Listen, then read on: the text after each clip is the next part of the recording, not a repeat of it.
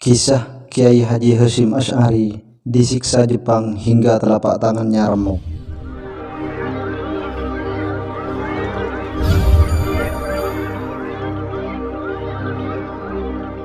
Assalamualaikum warahmatullahi wabarakatuh. Bismillahirrahmanirrahim.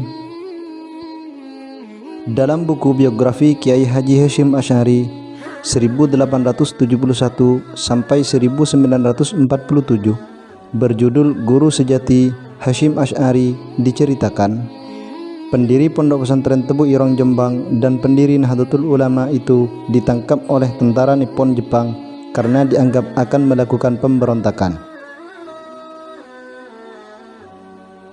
Ayah dari Kiai Haji Abdul Wahid Hasyim atau Gus Dur dipenjara dan disiksa tentara Jepang untuk alasan yang tidak pernah diperbuatnya. Ada sebuah foto ketika Kiai Haji Hasyim Asy'ari bertemu petinggi militer Jepang di Jakarta setelah insiden penangkapannya di Jombang. Posisi tangannya di pangkuan seperti menahan rasa sakit.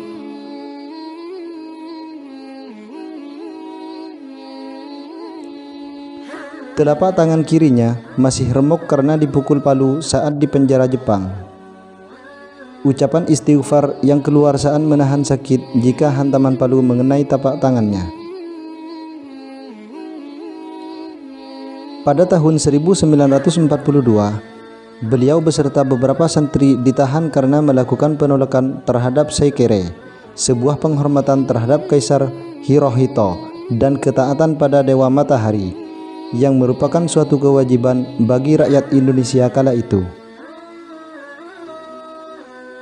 Seikere ini dilakukan dengan membungkuk ke arah Tokyo setiap pukul 7.00 pagi.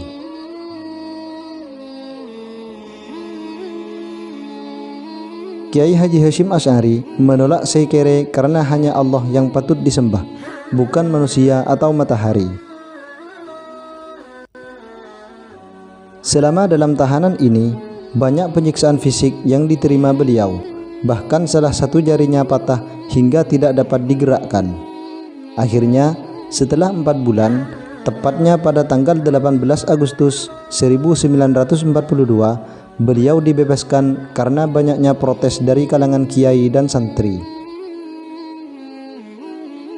Akhirnya, pihak Jepang meminta maaf kepada para ulama, terutama kepada beliau sebagai yang dituakan. Sebelumnya pada tahun 1913, Intel Belanda mengirim seorang pencuri untuk membuat keonaran di Tebu Ireng. Pencuri ini kemudian tertangkap dan dihajar oleh para santri hingga tewas. Tewasnya pencuri ini dimanfaatkan pihak Belanda untuk menangkap beliau dengan tuduhan pembunuhan. Akan tetapi karena beliau memahami dengan baik hukum-hukum Belanda, beliau menepis semua tuduhan tersebut dan lepas dari jeratan hukum. Lalu Belanda mengirimkan beberapa kompi pasukan untuk menghancurkan pesantren Kiai Haji Hasyim Asy'ari yang baru berusia 10 tahunan. Bangunan pesantren porak-poranda dan kitab-kitab hancur serta terbakar. Perlakuan Belanda berlangsung sampai 1940. Meski mengalami beragam kekerasan di dalam penjara, beliau tidak menyurutkan sedikit pun semangat menegakkan agama Allah dengan tetap melantunkan ayat-ayat suci Al-Quran dan mengulang hafalan hadis-hadis dalam kitab Al-Bukhari. Kisah keteguhan hati beliau dengan tetap menghafal Al-Quran dan kitab hadis Al-Bukhari sebagai wiritan selama di penjara oleh Jepang. Kisah ini diriwayatkan oleh Komandan Hizbullah wilayah Jawa Tengah, yaitu Kiai Haji Saifuddin Zuhri saat berbincang dengan Kiai Haji Wahid Hasyim. Berangkat dari pesantren tahun 2013 dalam sebuah kesempatan sesaat setelah Kiai Haji Hasyim Asy'ari dibebaskan oleh Jepang melalui diplomasi Kiai Haji Abdul Wahab Hasbullah dan Gus Wahid. Sekian kisah dari Kiai Haji Hasyim Asy'ari disiksa Jepang hingga telapak tangannya remuk. Wallahu a'lam bishawab.